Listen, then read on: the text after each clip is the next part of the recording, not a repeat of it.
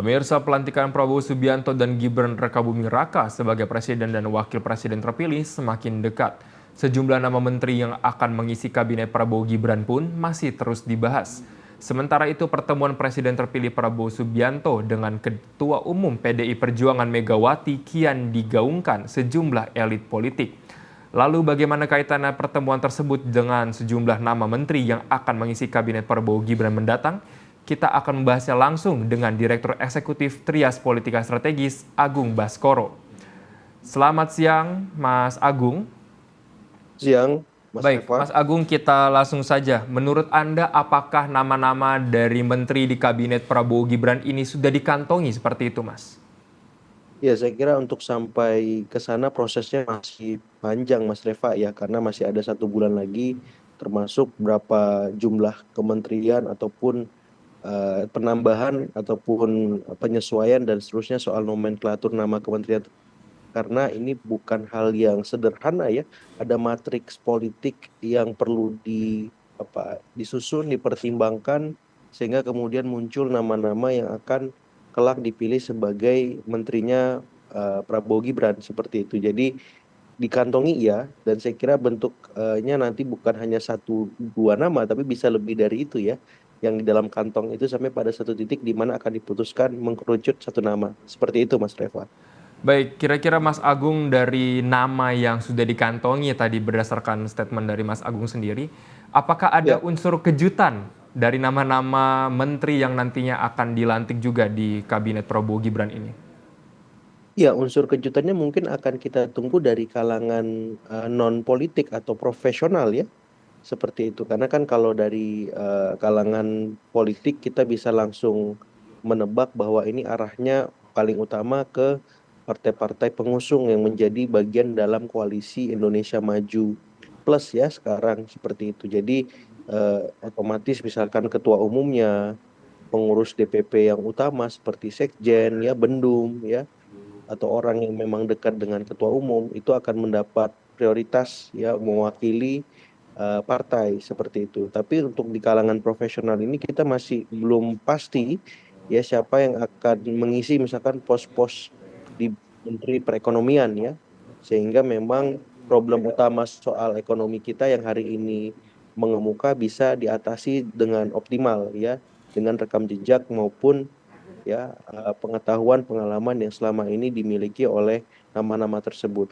Bukan berarti juga dari partai eh, tidak bisa terlibat, namun kita harus memastikan bahwa ini memang minim konflik of interest. Supaya apa? Supaya menteri-menteri di bidang ekonomi maupun di bidang-bidang yang lainnya memang benar-benar bisa fokus dengan tupoksinya maupun tantangan-tantangan yang mereka bisa tuntaskan, Mas Reva, seperti itu.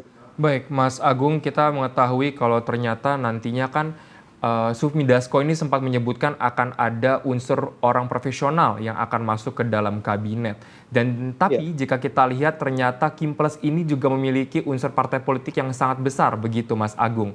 Bagaimana pembagian dari jumlah kementerian yang nantinya akan dibagikan ini ketika Prabowo menjabat? ya.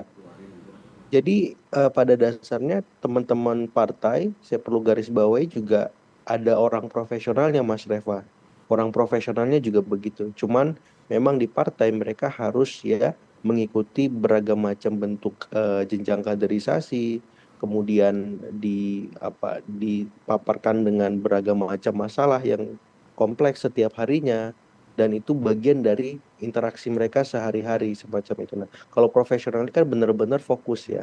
Nah, sehingga memang ketika muncul ya nama-nama menteri mewakili kalangan partai maupun profesional, saya kira memang titik perbedaannya ada di soal tadi ya, kepentingan maupun beragam macam dinamika yang memang mengikuti mereka ketika mereka akan masuk dalam jabatan-jabatan publik seperti menteri seperti itu. Jadi menurut saya proporsinya biasanya secara historik ya, pada periode pertama pemerintahan Presiden pasca reformasi, kalangan profesional jumlahnya mendominasi, Mas.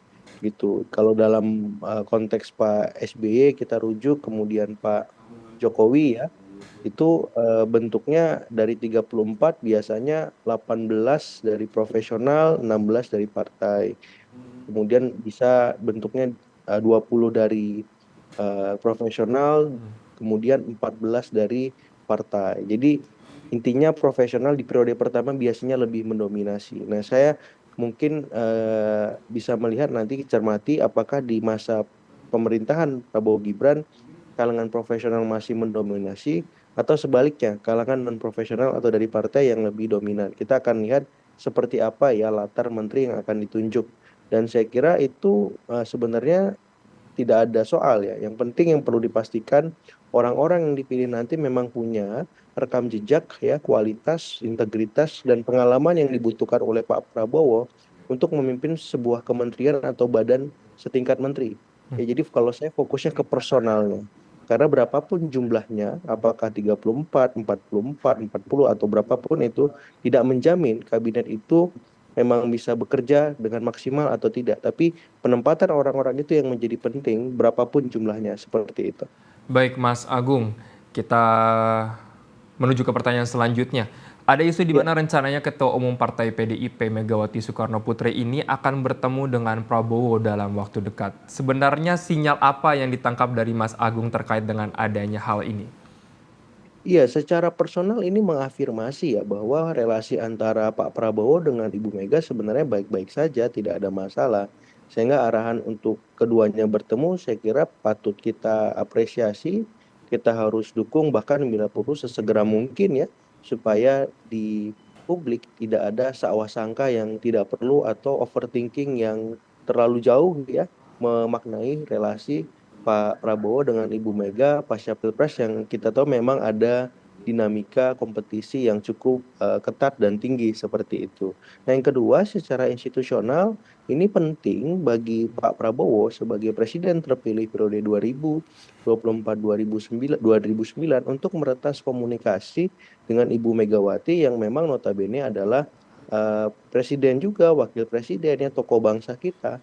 Supaya apa? Supaya beragam masalah kompleks yang dihadapi Pak Prabowo bisa dalam tanda petik dicari solusinya bersama dengan Ibu Mega berdasarkan pengalaman beliau memimpin selama ini. Jadi saya kira pertemuan dua tokoh bangsa ini kita tunggu, kita nantikan yang memang berapa waktu tertunda dan harapannya bisa memberikan ya sumbangsi positif bagi pembangunan dan kemajuan kita ke depan termasuk ya membuat situasi dan kohesi sosial politik masyarakat kita semakin lebih kondusif. Seperti itu, Mas Reva. Baik, tadi Mas Agung ini sempat meng-highlight mengenai terkait dengan pertemuan tersebut ya, di mana ini hubungannya baik-baik saja seperti itu. Berarti apakah ada kemungkinan kalau nanti PDIP akan masuk ke dalam kementerian ataupun kabinet Prabowo seperti itu? Kalau sampai ke sana saya belum melihatnya, Mas Reva. Kenapa? Karena yang paling utama sekarang menormalisasi dulu relasi dan komunikasi antar keduanya ya, antar Ibu Mega dengan Pak Prabowo, antar Gerindra dengan PDIP dan ke semua hal yang terkait dengan kedua tokoh bangsa ini.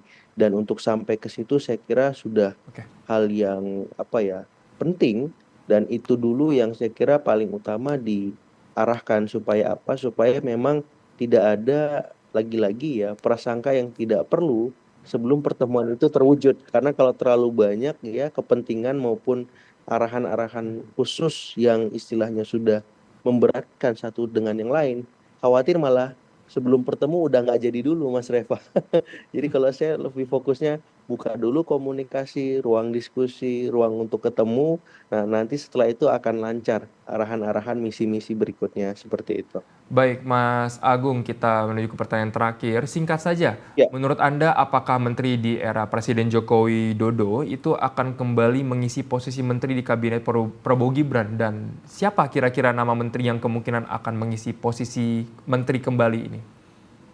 yes, saya melihat memang udah ada kode keras dari Pak Prabowo ya saat Rapimnas Gerindra kemarin digelar di Senayan bahwa memang Pak Prabowo menginginkan orang-orang menteri-menteri Pak Jokowi bisa terlibat kembali ya dalam posisi kementerian yang esok dia pimpin bersama Mas Gibran seperti itu. Nah, kalau ditanya siapa nama-nama yang terkait, saya kira di beberapa media sudah sempat kita baca juga ya secara spekulatif tentunya seperti nama Pak Pratikno ya, Pak Tito, kemudian ada nama Pak Erik ya, terus bisa juga ada nama Pak Bas ya, Basuki Hadi Mulyono PUPR seperti itu. kemudian juga ada nama ya Pak Sigit Listio ya, kemudian Pak Burhanuddin ya.